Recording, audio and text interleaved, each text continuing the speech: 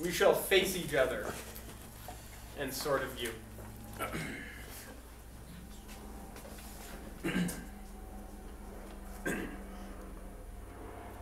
Gatorade doesn't come in jaundiced amber. Diet Coke doesn't smell like Pinot Noir. Cavalcades of melting gums and pants falling off of asses, banter, riots, stenciled in punk and ghetto and hardcore pun. Have you ever seen hardcore pun? No, the last thing I want to do when I get off work at the pawn shop is watch a show about working at a pawn shop. The man with the chainsaw in the parking lot, who doesn't know how to use the chainsaw, asks me if I can take his weed eater, and I have to remind him that it's a chainsaw and to watch out for the children. For 20 minutes, he's pulling on the cord, pushing the primer, flipping the choke, twisting off the cap, peeking inside the gas tank, smelling the gasoline, wiping his brow, gauging my patience and heart where there is no longer a heart. There is only an involuted fist, rotten B12, and caffeine. A tool belt slams on the counter. $5. $5?! I'm going to sell it for $10. $10?! He calls me many names, but when he calls me the devil, Screamin' Jay Hawkins tells him to put on the belt, to walk around the store with the belt, to stick a stapler in one of its holsters, and to do a little jig with the belt on, and I am satisfied. I pay him the $5. Stuffing my face with pizza, stuffing my face with pizza, stuffing my face, gulping cheese and breading, stuffing my face with pizza for 30 minutes when I am meant to be my most human self. I'm a landfish breathing pizza! There are 1,000 grandmothers. They are all in line. Every single one of them is in line. Every single one of them has a different concept of where the line starts. Every single one of them believes they are first. There are 1,000 grandmothers praying for my death every night. I know that it's real, they say to me. I bought it in Italy, they say to me. My magnet rips their necklaces out from their wrinkled and frail hands, 20 inches of washed-out gold coiling like a snake set to flames. There are 1,000 grandmothers praying for my death every night. I'm a good man. I promise you. I am the people. It isn't personal. I have a name tag. I have a boss. They are watching my Facebook. They have search engines with red glowing eyes waiting for me to cower. I'm just like you. I'm just like you. I'm just like you. I'm just like you. I am scum. I'm just like you. I am just like you. I am just like you. I'm scum. I'm just like you. I am just like you. I need a drink. No, I want a drink. No, I need a drink. I want to drink. At the bar, at this time, there is a minimum and maximum quota for confused thoughts. Like two timer bells at opposite ends of the room. Two boxers massaged in their corners. One end there is Walter. He's been banished to Tukwila. Only makes it out once or twice a week, if that. He didn't want to go. Sad shrugs. Like always, he is thinking about picking up the drumsticks again. The other side, there is Party Paul, with flavored vodka, and he is laughing loud with observations about skirts in springtime and telling jokes. Telling jokes about hookers, telling jokes about Mexicans. Not to be racist here, guys, but he swims away just before I can kick him out. The avenue gets manicured 2 blocks either direction. At one end are the pawn shops. At the other, the dispensaries. I know what you are drinking, by which direction you're headed. There is a minimum and maximum quota for assumptions about customers, and the bells all start dinging at once with the outline of a knife below a flannel shirt, vomit specks on a beard. I am shaking. I am shaking my head. I am shaking your drink.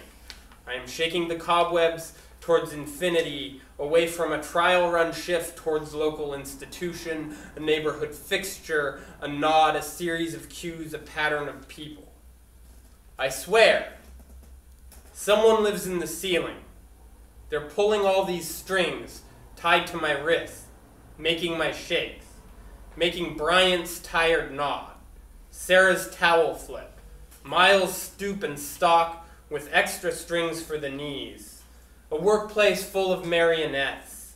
The man with strings, but how did he follow me post-work to the unlit counter up the hill, where a tired woman tarts up just enough to go with hash browns? I am long in a line of weary now, but I can't stop laughing, telling jokes, telling jokes, telling jokes.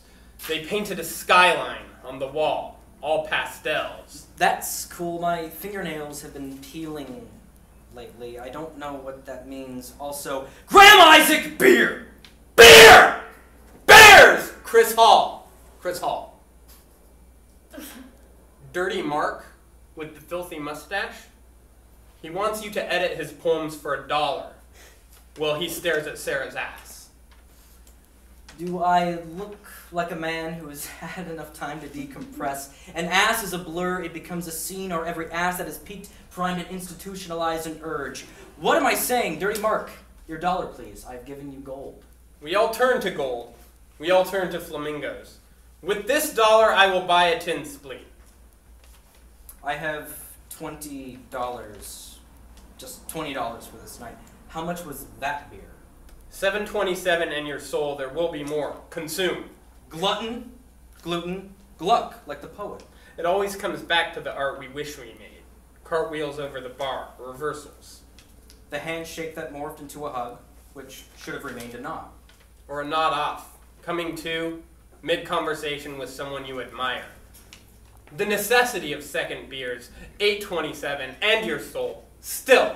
My soul is a cashew, never an apricot! We have this show on the 17th. What are we going to do? Nonsense like this? Get better, not meta.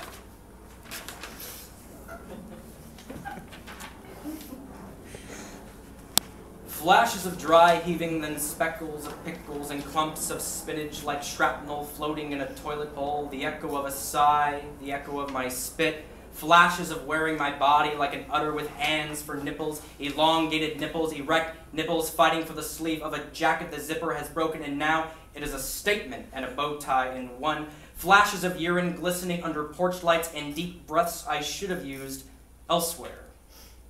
Flashes of shows, flashes of names, Chelsea Rose, Joe Milutis, flashes of breaking wind, hearty, ripe shapes of everything foul next to Jason Conger and Rachel Hugg, blaming Ron Klasnick privately. A flash of his face became an available scapegoat. Flashes of days, flashes of shows, flashes of regret, flashes of jubilation, flashes of conflicting standards, of contemplating reassessment, flashes of flyers, of hunger, of ambition, of cowardice, of pomp, of anonymous drags, of a cigarette, of the wool, or my allergic reaction to pollen. Small joys, playing with magnets, sleeping with the fan on, standing here all of a sudden. After a day or so of slapping my friends and calling them dick face, of kicking over flower pots, contemplating famicide, burning flags and punching windows, I rode north for an hour. Sat in grass while my nephew tugged at my beard. Drank milk and we talked about tigers. Left sleepy on another slow bus. Gazed down the row of dental office advertisements and contemplated getting my teeth pulled. Past the prosthetic limb surgeon, contemplated getting my arms replaced with plastic. Past the vet and considered eating a cat for dinner. There is always an urge to think about what brought you here, a route with an endpoint, a struggle with the victory, an acceptance speech here as a destination, a culmination of airplane rides, lost jobs, first kisses, accepted writings, and made alliances. That somehow the place you stand all of a sudden is at the first or last of a chapter, an important turnaround, surrounded by faces, broadcast from every streetlight or taco ad, but it is more like the bus, passing, what-ifing, leaving again.